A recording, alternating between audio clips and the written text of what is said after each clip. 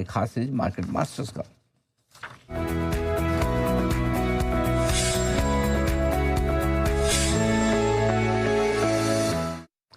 हमारे साथ कार्यक्रम में शामिल हो रहे हैं एएसके हेज सॉल्यूशंस के मैनेजिंग डायरेक्टर वैभव सिंघवी साहब, और 22 साल से ज़्यादा का लंबा गहरा अनुभव है आपका इक्विटी मार्केट्स का। और एएसके से पहले आप एवेंडस कैपिटल और उसके अलावा एम्बेट, मेरिल लिंच और साथ ही साथ एचडीएफसी बैंक जैसे दिग्गज संस्थानों के साथ काम कर चुके हैं। पेशे से आप चार्टर्ड अकाउंटेंट भी है। वैभव सर, गुड मॉर्निंग, बहुत बहुत स्वागत है आपका। धन्यवाद हमें समय देने के लिए। क्या ग्लोबल पर्सपेक्टिव को देखते हुए आपको लगता है कि भारतीय बाजारों की सिचुएशन हमारी इमर्जिंग मार्केट्स में दुनिया भर में बेहतर होती हुई दिख रही है?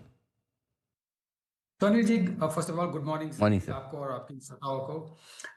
आई थिंक अगर हम ग्लोबल मार्केट्स की बात करें तो जो मिडिल ईस्ट में हमने टेम्पररी वापस थोड़ी डिस्टरबेंस देखी है, उसके अलावा अगर हम देखते हैं तो आई थिंक जिस हिसाब से इंडिया का लास्ट 2 साल का मूवमेंट रहा है, खास करके absence of artificial intelligence story के कारण और वैल्यूएशंस के कारण, हमें लगता है ये दोनों चीज करेक्ट हो रही है। अगर हम देखें कि चाइना, ताइवान और कोरिया में जिस हिसाब से लास्ट 2 साल की परफॉर्मेंस रही है, जिस हिसाब से पैसा वहां गया है, आई थिंक ये साल में अगर हम देखें तो काफी आउटफ्लो वहां से भी हुआ है और करेक्शन का दौर भी हम देख रहे हैं वहां पे। ओवरऑल बेसिस पे एआई में वैल्यूएशंस की एक नर्वसनेस है, और उसी के कारण हम देख रहे हैं कि रिन्यूड इंटरेस्ट इंडिया में शायद आ सकता है over the next 1 year perspective. हम वैल्यूएशंस में भी बेहतर कर चुके हैं, जो बिगेस्ट पेन पॉइंट थे वो भी सॉर्ट हो रहे हैं। So from a macro stand point हमें लग रहा है कि अगर हम अर्निंग स्टडी रहे, ग्रोथ कंटिन्यू करते रहते हैं, तो it's just a matter of time जब हम वापस इंटरेस्ट देख सकेंगे, specially from a foreign investors perspective. For विदेशी निवेशकों का वापस भारतीय बाजारों में रुझान लौटने की तैयारी में। कच्चा तेल टेंशन तो देता ही है, बार बार बीच में जब उछल कर आता है। किन लेवल्स के आसपास सेटल हो जाए तो आपको लगेगी तेजी भरपूर होगी? आई थिंक ये कच्चे तेल की भाव मूवमेंट है, इट इज क्लियरली डिपेंडेंट कि आपका state of Hormuz clearly open है या नहीं। अ, और जब भी अगर ओपन रहता है तो आप देख रहे हैं कि तेल के भाव करीबन करीबन 65 से 70 डॉलर हो जाते हैं। अगर वो रहते हैं तो इंडिया के लिए बहुत ही बड़ा पॉजिटिव है। हम ये नहीं कहेंगे कि आज 84 85 में कोई ज़्यादा बड़ा पेन है, बट अगर 100 के ऊपर जाते हैं जो हमने देखा था लास्ट 2 या 3 महीने में, तो वो I think starts hitting the economy और आईएनआर और exchange rates as well. So करीबन करीबन ये लेवल्स को ध्यान में रखना चाहिए, जहाँ पे हमें मैक्रो टेलविन कहाँ मिल सकता है। 65 70 पे हमारा टेलविन बहुत ही अच्छा शुरू होता है, और 100 के ऊपर अगर गया तो हेडविंस हो जाते हैं। बिल्कुल, ये अच्छी बात है आपने बताई। अब आइए सर, जिस तरह से नतीजों का सीजन शुरू हुआ है, कैसे देख रहे हैं आप, और पूरे रिजल्ट सीजन पर और ख़ास तौर से आईटी शेयरों पर अपना व्यू दें? आई थिंक अनिल जी, ये लास्ट क्वार्टर में अगर हम परफॉर्मेंस की बात करते हैं तो हमें लग रहा था इनिशियली कि बिकॉज कि आप मिडिल ईस्ट में बड़ी इतनी कॉन्फ्लिक्ट हुई है, सप्लाई चेन्स में काफ़ी स्ट्रेस हुई है, प्रॉब्लम हुई है, तो उसके कारण रिजल्ट और नतीजे अगर हम देखें तो पॉसिबिलिटी थी कि वो मीडियोकर हो सकते थे।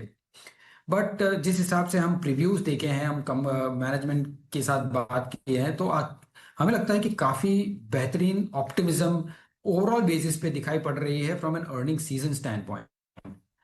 अगर ये क्वार्टर में थोड़ी अगर डिप्रेस भी होती है तो आई थिंक वो वन ऑफ रहेगी, और हमें लगता है कि ओवर द नेक्स्ट 9 मंथ्स और 3 क्वार्टर्स की बात अगर करते हैं तो अर्निंग्स काफ़ी अच्छी तरह से रहनी चाहिए। आपका सेकंड क्वेश्चन जिस हिसाब से आईटी की बात करते हैं, आईटी हमारे हिसाब से आई थिंक एक ऐसा लेवल पे पहुंचा है जहां आपको on one hand valuations pretty cheap दिख रहे हैं on historical basis, free cash flow yields भी प्रीटी स्टेडी है, बट ओवरऑल मैक्रो पर्सपेक्टिव जिस हिसाब से रेवेन्यू पे डिफ्लेशन का दौर रहा है, हमें लगता है वो कंटिन्यूड रहेगा। सो हम at this point in time we are sitting sideways, हम ज़्यादा एक्टिव कॉल नहीं ले रहे हैं आईटी में।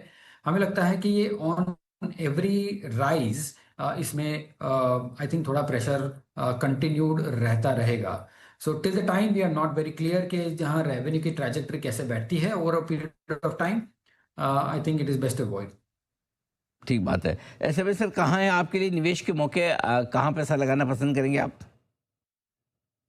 जी, जिस हिसाब से हमारी सरकार ने जो स्टेप्स लिए हैं in terms of FCNR, ECB और FPI टैक्स ऑन GSECs, हमें लगता है कि उसके कारण इंडिया में काफ़ी लिक्विडिटी बढ़ सकती है और लिक्विडिटी बढ़ने के कारण कॉस्ट ऑफ फंडिंग भी डिक्रीज हो सकती है, चीपर कॉस्ट ऑफ डिपॉजिट्स मिल सकती है बैंकिंग को, और ओवरऑल बेसिस पे एक्सचेंज रेट भी स्टडी हो सकते हैं। सो ऑल इन ऑल हमें लगता है from macro stand point banking in financial as a sector, जो हम काफ़ी दौर पे साइडवेज या नेगेटिव चल रहे थे, आई थिंक हम कंस्ट्रक्टिव हो रहे हैं इसमें और काफ़ी बुलिश भी हो रहे हैं, specially on the private banking space पे। सो ये एक सेक्टर ध्यान में रखें। दूसरा है डेटा सेंटर और डेटा सेंटर के रिलेटेड जो भी सप्लाई चेन में है, इंक्लूडिंग आपका transformer equipments, diesel gensets, chillers, utilities, ये पूरे सप्लाई चेन में हमें लगता है कि over medium term to longer term perspective अच्छा एक मौका है निवेश करने का। लास्टली CDMO प्लेयर्स जो है हमें कंटिन्यूड अच्छे लग रहे हैं और काफी देर से हमें अच्छे लग रहे थे, I we continue with that view as well.